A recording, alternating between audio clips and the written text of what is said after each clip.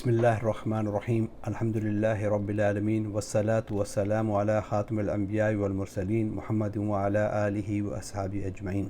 السلام علیکم ورحمۃ اللہ وبرکاتہ۔ رمضان المبارک کا آخری عشرہ شروع ہو چکا ہے اور اعمال کی بھی دوڑ لگ چکی ہے۔ ہر بندہ زیادہ سے زیادہ اعمال کرنے کی کوشش کر رہا ہے۔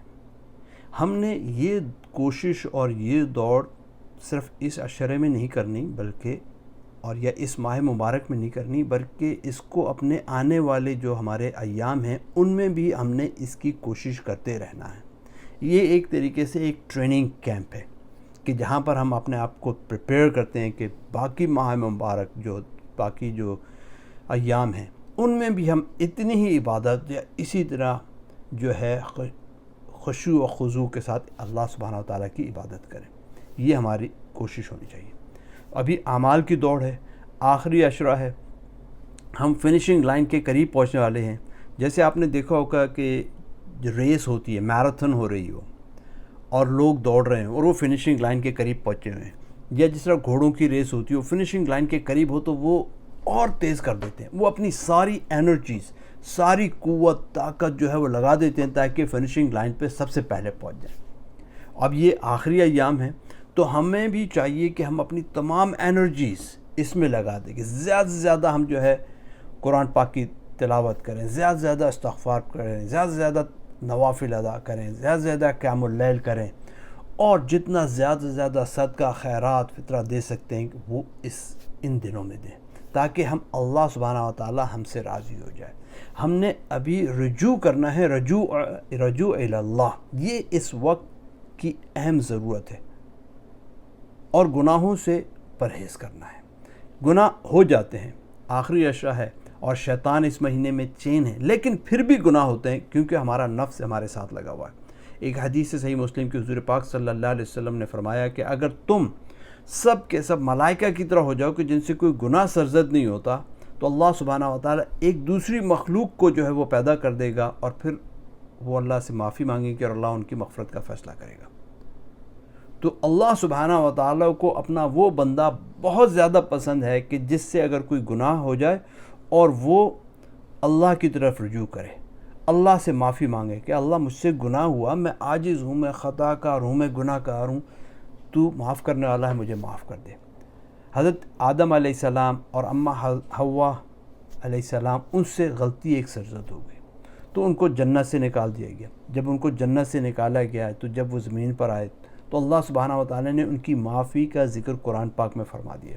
سورۃ الاعراف میں اللہ سبحانہ و تعالیٰ نے فرمایا، بسم اللہ الرحمن الرحیم، ربنا ظلمنا انفسنا وان لم تغفر لنا وترحمنا لنکونن من الخاسرین۔ اے رب، ہم نے اوپر ظلم کیا، ہم نے اپنی جانوں پر ستم کیا، اور اب اگر تو نے ہم سے درگزر نہ فرمایا، ہمیں معاف نہ فرمایا، ہم پر رحم نہ کیا تو ہم یقیناً تباہ و برباد ہو جائیں گے۔ ہماری کیفیت بھی بالکل بعین یہی ہونی چاہیے، اور یہ دعا ہمیں مانگنا چاہیے۔ رمضان میں جتنا زیادہ زیادہ اس دعا کا بھی اہتمام کریں، مانگے اللہ ہم سے تو گناہ ہو گیا، استغفار پڑھیں۔ اگر ہمارے پاس بھوک ہے، کوئی تکلیف آئے تو استغفار پڑھیں، کوئی پریشانی آئے تو استغفار پڑھیں۔ اور اسی طرح حضرت یونس علیہ السلام کہ وہ اللہ سبحانہ و تعالیٰ سے کتنی عاجزی کے ساتھ دعا مانگ رہے ہیں کہ ان سے ایک خطا ہو گئی، انہوں نے جلد بازی کی تو وہ مچھلی کے پیٹ میں چلے گئے۔ جب وہ مچھلی کے پیٹ میں گئے، بالکل وہاں پر قید ہو گئے، تو انہوں نے پھر اپنے اللہ سے دعا کی، لا الہ الا انت سبحانک انی کنت من الظالمین، سورۃ الانبیاء میں آئی ہے کہ وہ مچھلی کے پیٹ میں وہ دعا کر رہے ہیں کہ کوئی خدا مگر اللہ سے تو ہی ہے، تو ہی پاک ہے، بے شک میں نے قصور کیا ہے، تو مجھے معاف کر دے۔ اللہ سے وہ التجا کر رہے ہیں۔ اور اس کے بعد سورۃ الصافات میں اللہ سبحانہ و تعالیٰ فرما رہے ہیں، فلولا انہ کان من المسبحین للبث فی بطنہ الی یوم یبعثون، کہ اگر وہ تسبیح کرنے والوں میں سے نہ ہوتا، مطلب حضرت یونس علیہ السلام اگر تسبیح کرنے والوں میں سے نہیں ہوتے اور اللہ کی طرف رجوع نہیں کرتے تو وہ مچھلی کے پیٹ سے اس دن اٹھائے جاتے کہ جس دن تمام دنیا کے مردوں کو زندہ کیا جاتا۔ کہ مطلب انہوں نے اللہ کی تسبیح کی تو تبھی اللہ سبحانہ و تعالیٰ نے ان کو معاف کیا اور ان کو مچھلی کے پیٹ میں سے نکالا۔ تو ہم نے جو ہے اللہ سبحانہ و تعالیٰ کی عبادت کرنی ہے، اللہ ہی سے مانگنا ہے اور اللہ ہی سے معافی مانگنی ہے۔ ایاک نعبد و ایاک نستعین، قرآن پاک بالکل کلیئرلی ہمیں بتا رہا ہے کہ اللہ سبحانہ و تعالیٰ کی عبادت مانگو، اللہ سے مانگو، جو چیز میں نے مانگنی ہے اللہ سے مانگنی۔ اگر معافی مانگنی ہے، کوئی حاجت طلب کرنی ہے، تو وہ ہم نے اللہ سبحانہ و تعالیٰ سے مانگنی۔ الذین عندہ الاسلام، بلا شبہ جو ہمارے پاس جو دین ہے وہ تو اسلام ہے، ہم نے تو یہ اسلام کے اوپر عمل کرنا ہے اور اللہ کے احکامات پر عمل کرنا ہے اور اس کی نافرمانی نہیں کرنی۔ کیونکہ ہوتا کیا ہے کہ جب ہم بندہ نافرمانی کرنے پر آتا ہے تو پھر اس کے جو اعمال ہیں، اچھے اعمال، ان کے اوپر بھی اس کا اثر ہوتا ہے۔ اللہ سبحانہ و تعالیٰ فرما رہا ہے یا ایھا الذین آمنوا اطیعوا اللہ واطیعوا الرسول ولا تبطلوا اعمالکم، سورہ محمد، کہ ایمان والو اللہ کی اطاعت کرو اور رسول پاک صلی اللہ علیہ وسلم کی اطاعت کرو اور اپنے اعمال کو برباد نہ کرو۔ اور ایک حدیث میں آیا ہے کہ تو جب بندہ بدعمالی کرنے لگتا ہے تو وہ ایمان میں سے نکل جاتا ہے، اور جب وہ توبہ کرتا ہے تو دوبارہ پھر وہ ایمان پر لوٹ آتا ہے، ورنہ وہ ایمان سے، اگر کوئی بندہ زنا کر رہا ہے، کوئی بندہ جھوٹ بول رہا ہے، کوئی بندہ چوری کر رہا ہے، تو وہ اس ایمان کے اندر سے نکل گیا۔ ہم نے جو ہے اللہ سبحانہ و تعالیٰ کو راضی کرنا ہے۔ جب اللہ سبحانہ و تعالیٰ کو ہم راضی کریں گے، جب ہم اپنے نفس کو نہیں مانیں گے، اللہ کی احکام کو مانیں گے، تو پھر اللہ سبحانہ و تعالیٰ ہمیں جنت میں داخل کر دے گا۔ جس طرح اللہ سبحانہ و تعالیٰ قرآن پاک میں فرما رہا ہے یا ایتھا النفس المطمئنہ ارجعی الی ربک راضیۃ مرضیہ، اے اطمینان والی جان، اپنے رب کی طرف اس حال میں تو واپس آ جا کہ تو اللہ سے راضی اور اللہ تجھ سے راضی ہو جائے۔ اور یہ بات یاد رکھیں کہ نفس جو ہے، جو ہماری جو ڈیزائر جو ہے، اس کے 3 درجے ہیں۔ ایک ہے نفس امارہ، جو انسان کو برائی کی طرف رغبت دیتا ہے، کہ وہ برائی کی طرف لے کر کے جاتا ہے، شیطان کی طرف لے کر کے جا رہا ہے، اللہ کی نافرمانی کی طرف لے کر کے جا رہا ہے، رسول پاک صلی اللہ علیہ وسلم کے طریقوں سے وہ ہٹا رہا ہے، وہ ہے نفس امارہ۔ دوسرا ہے نفس لوامہ۔ نفس لوامہ یہ ہے کہ جو بندہ گناہ کرتا ہے، گناہ کے بعد وہ ملامت کرتا ہے اور توبہ کی طرف اس کو راغب کرتا ہے۔ بندے سے کوئی غلطی ہو گئی، جان کر ہوئی یا انجانے میں ہوئی، sins of omissions اور sins of commission. A person makes mistake but he repent immediately and he consult to Allah subhanahu wa ta'ala, he make istighfar, so that is نفس لوامہ، کہ جب ہم اللہ سبحانہ و تعالیٰ سے توبہ کریں، گناہ ہو جائے یا کر لیا، توبہ استغفار کر رہے ہیں، تو وہ نفس لوامہ۔ اور اس کے بعد نفس مطمئنہ ہے، جس کا اللہ سبحانہ و تعالیٰ نے اس صورت میں ذکر کیا یا ایھا النفس المطمئنہ ارجعی الی ربک راضیۃ مرضیہ، کہ تم اپنے جو ہے رب کے پاس اس حال میں آؤ کہ اللہ تم سے راضی ہو اور تم اللہ سے راضی ہو۔ مطلب ایسا کوئی بھی اعمال نہ کرو، ذکر و اذکار کرو، عبادت کرو، اللہ کے بندوں کی خدمت کرو، ان کو راضی کرو۔ اس طریقے سے اعمال اگر ہم کریں گے، رمضان المبارک ہے، رمضان المبارک کے جتنے بھی روزے رہیں گے، اس میں ہم جتنی عبادت کریں گے تو ہم اللہ سبحانہ و تعالیٰ کو خوش کرنے والے اعمال کر رہے ہیں، اور اللہ سبحانہ و تعالیٰ جب خوش ہوگا تو پھر وہ کیا ہوگا، فادخلی فی عبادی وادخلی جنتی، اور تو جو ہے پھر اللہ کہہ رہا ہے تم میرے خاص بندے۔ ایک ہوتا ہے نا، جس طرح ہمارے پرائم منسٹرز ہو گئے، ان کے ایڈوائزر ہوتے ہیں، اسپیشل ایڈوائزر، تو یہ اللہ کا پھر خاص بندہ بن جاتا ہے جو کہ اللہ کو راضی کرتا ہے۔ وہ خاص بندہ ہوتا ہے، پھر اس کے بعد اللہ اس کے اوپر انعام دیتا ہے، اور وہ کہتا ہے کہ میری جنت میں وادخلی جنتی، میری جنت کے اندر داخل ہو، کسی اور کی جنت نہیں، اللہ سبحانہ و تعالیٰ اس کو کہہ رہا ہے کہ میری جنت میں داخل ہو جائے۔ اور یہ کیفیت اسی وقت پیدا ہوگی کہ جب ہم تنہا اللہ کو اپنا رب مانیں گے، صرف اللہ سبحانہ و تعالیٰ کی عبادت کریں گے، غیروں سے ہٹ کر اللہ سے جڑنے کو، غیر اللہ سے نہ ہونے کا یقین اپنے دل میں لائیں اور اللہ سے ہونے کا یقین اپنے دل میں لائیں، تو پھر جو کہ جس طرح کے اصحاب کہف تھے کہ اللہ ہی کو مانا انہوں نے، کہ انہوں نے غار میں پناہ لی، جس کا سورۃ الکہف میں بھی ذکر ہے، وَرَبَطْنَا عَلَىٰ قُلُوبِهِمْ إِذْ قَامُوا فَقَالُوا رَبُّنَا رَبُّ السَّمَاوَاتِ وَالْأَرْضِ لَن نَّدْعُ مِن دُونِهِ إِلَٰهًا لَّقَدْ قُلْنَا إِذًا شَطَطًا۔ تو یہ وہ سب سے کٹ کر اللہ سے جڑے تو اللہ سبحانہ و تعالیٰ جو ہے پھر ان کو ایلیویٹ کرے گا ان کے اسٹیٹس.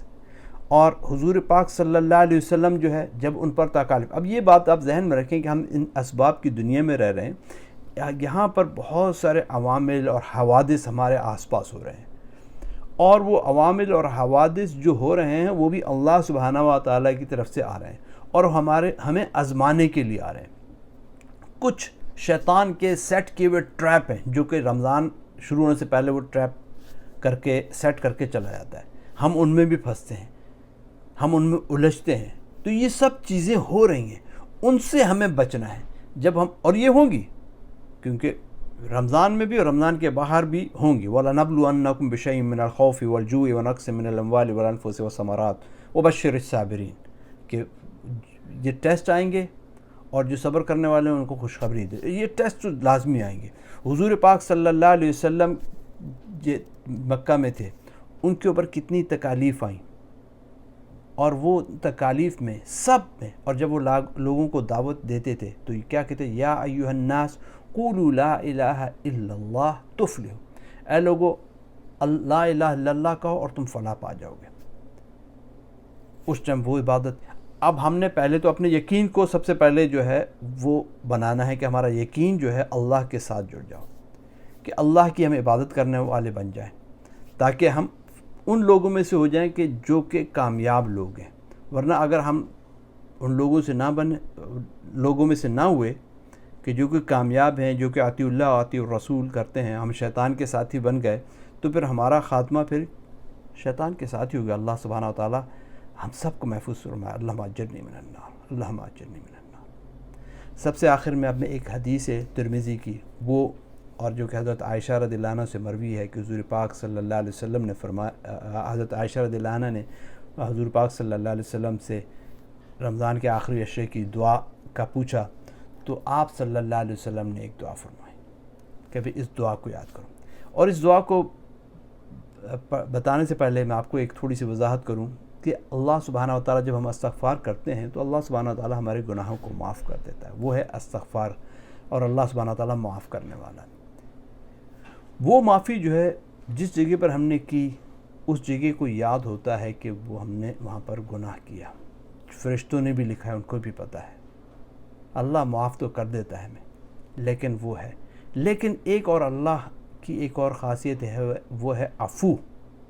علماء نے لکھا ہے کہ جب بندہ عفو کی اللہ سے دعا کرے گا تو اللہ سبحانہ تعالیٰ ہمارے گناہوں کی جو ہارڈ ڈسک ہے اس کو بالکل کمپلیٹلی فارمیٹ کر دیتا ہے، بالکل مٹا دیتا ہے، لوگوں کے ذہنوں سے بھلا دیتا ہے، فرشتوں سے ان کے جو لکھے ہوئے کو مٹا دیتا ہے، جس جگہ پہ گناہ کیے ہیں ان کو معاف کر دیتا ہے، مٹا دیتا ہے.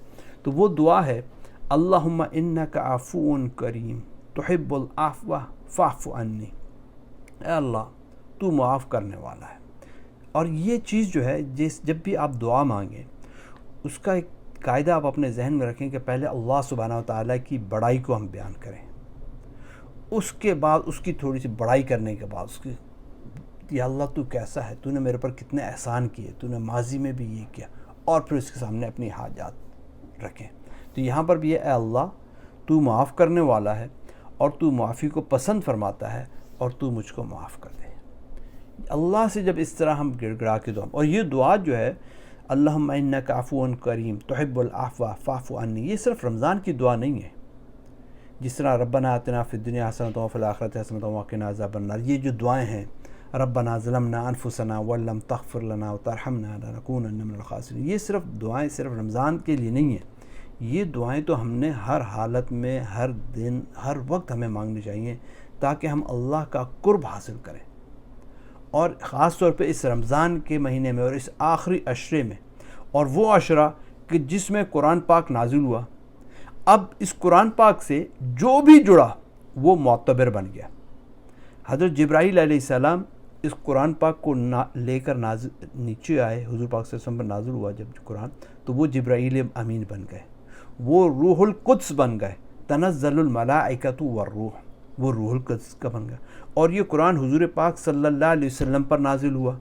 جب حضور پاک صلی اللہ علیہ وسلم پر نازل ہوا تو آپ صلی اللہ علیہ وسلم بہترین شخص اور تمام انبیاء علیہ الصلوۃ والسلام کے سردار بن گئے. رسول اللہ خاتم النبی و خاتم النبیین، کہ اللہ کے رسول اور تمام نبیوں کے خاتمہ پر۔ اور امت محمد صلی اللہ علیہ وسلم نے جب اطیع اللہ اور اطیع الرسول کیا تو وہ بہترین امت بن گئی، وہ امت شاہدہ بن گئی، سب سے آخر میں آنے والی امت، سب سے پہلے جنت میں جانے والی امت بن گئی۔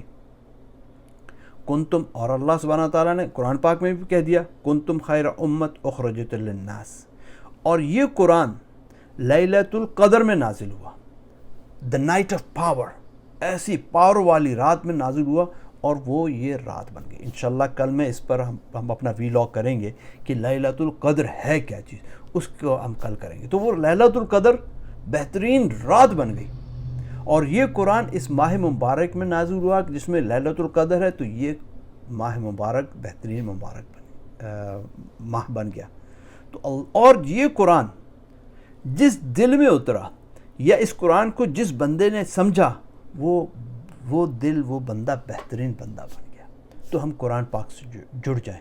جب ہم قرآن پاک سے جڑیں گے تو اللہ سبحانہ ہمارے دلوں میں جب قرآن پاک اترے گا، مطلب محفوظ ہوگا، ہم اس پر عمل کریں گے، تو اللہ سبحانہ و تعالی ہمیں لیلۃ القدر بھی نصیب فرمائے گا۔ ہم بہترین امت بھی ہیں، رسول پاک صلی اللہ علیہ وسلم کی امت بھی ہیں، اور انشاءاللہ آخرت میں حوض کوثر پر حضور پاک صلی اللہ علیہ وسلم کے ہاتھوں سے جام بھی پئیں گے، اور آخرت میں انشاءاللہ حضور پاک صلی اللہ علیہ وسلم کا پڑوس بھی نصیب ہوگا۔ اور ہمیں یہی دعائیں کرنی چاہیے، اللہ سبحانہ تعالیٰ کی تعریف بڑائی بیان کر کے اللہ سبحانہ تعالیٰ سے جتنا ہم مانگیں اس ماہ مبارک میں وہ کم ہے۔ اللہ سبحانہ تعالیٰ ہمارے ایک ایک لمحے کو جو اس ماہ میں ہے وہ قیمتی بنائے، اور ہماری جتنی بھی گناہ جو ہم نے اب تک کی ہیں ان پر سے پردہ پوشی فرمائے، ان کو ہمیں معاف فرمائے، اور ہمیں نیک اعمال کرنے کی زیادہ سے زیادہ توفیق نصیب فرمائے۔ جزاک اللہ خیر۔ السلام علیکم ورحمۃ اللہ